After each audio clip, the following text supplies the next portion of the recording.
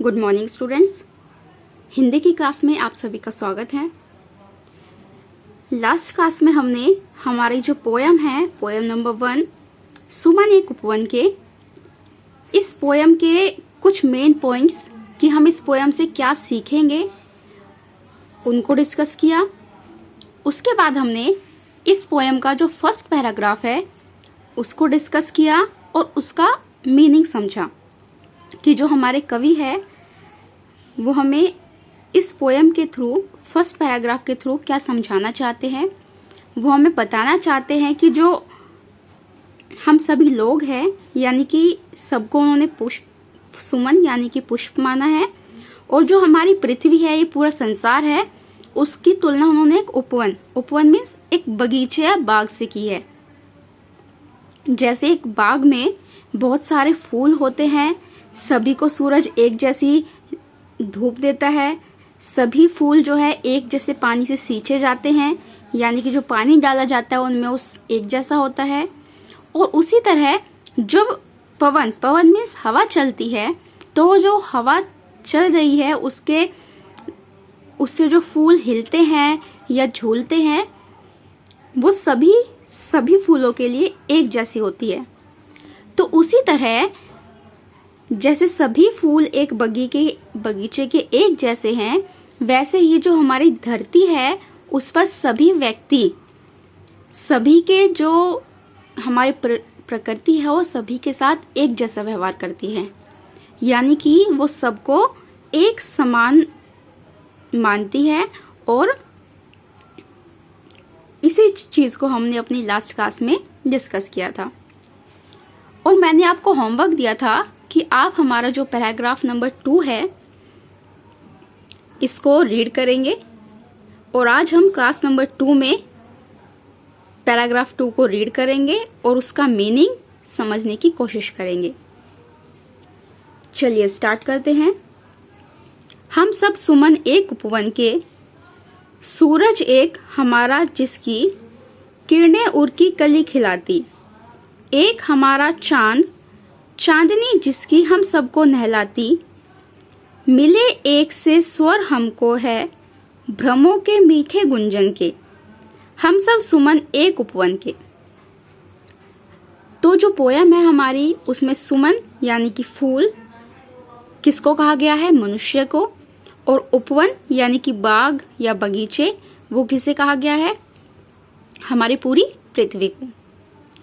तो जो कवि है वो कहना चाहते हैं कि हम सभी व्यक्ति जो है वो एक ही बाग के या एक ही पृथ्वी के फूल है। जो सूरज है एक हमारा जिसकी, सूरज हम सबका एक है, जिसकी किरणें उर की कली खिलाती है, जिसकी जब सूरज की किरणें आती है सुबह, तो उन किरणों को पाकर फूलों की जो कलियां हैं वो खिल जाती है और एक फूल जो है वो बनता है। इसी तरह एक हमारा चांद, और हमारा जो चांद है वो भी एक है, चांदनी जिसकी हम सबको नहलाती।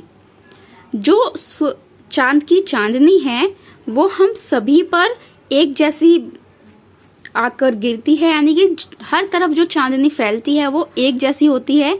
जो चांदनी फैलती है उसको नहलाना कहा गया है। मिले एक से स्वर हमको है, हम सभी लोगों को, सभी व्यक्तियों को एक से स्वर मिले हैं, यानी कि जो हमारी बोली है वो एक जैसी है। लैंग्वेज अलग अलग है, लेकिन जो हमारी भाषा है वो बोलने के तरीके वो एक जैसे हैं। भ्रमों के मीठे गुंजन के, हम सब सुमन एक उपवन के। जैसे भंवरे जो है वो इस तरह की साउंड करके फूलों के चारों तरफ मंडराते रहते हैं, और जो उनकी आवाज होती है वो गुंजन कैसा होता है? वो मीठा होता है। तो इसी तरह हम सभी के स्वर भी जो है एक जैसे हैं, मीठे हैं, सुंदर हैं, और हम सब लोग एक ही उपवन के फूल हैं। तो इस पैराग्राफ में भी जो हमारे कवि है उन्होंने व्यक्ति की तुलना एक फूल से की है, और जो हमारी पृथ्वी है उसको एक बगीचे की तरह माना है। और वो हमें ये एक सीख दे रहे हैं या एक संदेश दे रहे हैं कि जिस तरह एक सूरज है और वो जब अपनी रोशनी बिखेरता है तो सभी कलियां खिल जाती हैं और वो सब के लिए एक जैसी धूप बिखेरता है। और उसी तरह जो हमारा चांद है वो भी एक है, और जब उसकी चांदनी पृथ्वी पर बिखरती है तो सबको अपनी चांदनी में नहला देती है। यानी कि जो हमारी चांदनी है वो भी सभी के लिए एक जैसी है। और जो हम सबको भाषा या हमारी जो बोली मिली है वो भी बहुत मीठी और बहुत प्यारी है।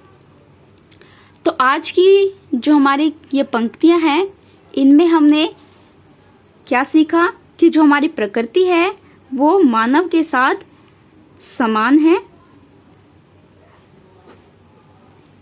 और वो किसी भी तरह का भेदभाव मीन्स एक दूसरे में अंतर करना वो कभी नहीं करती। डन। तो आज का आपका होमवर्क है कि आप इस कविता की दोनों पैराग्राफ को रीड करेंगे और उसका मीनिंग समझने की कोशिश करेंगे। साथ ही नेक्स्ट पेज पर पेज नंबर 282 नेक्स्ट पैराग्राफ को रीड करेंगे, जिसको हम अपनी नेक्स्ट क्लास में डिस्कस करेंगे और समझेंगे। आज की क्लास में हम इतना ही रखते हैं। Thank you and have a nice day.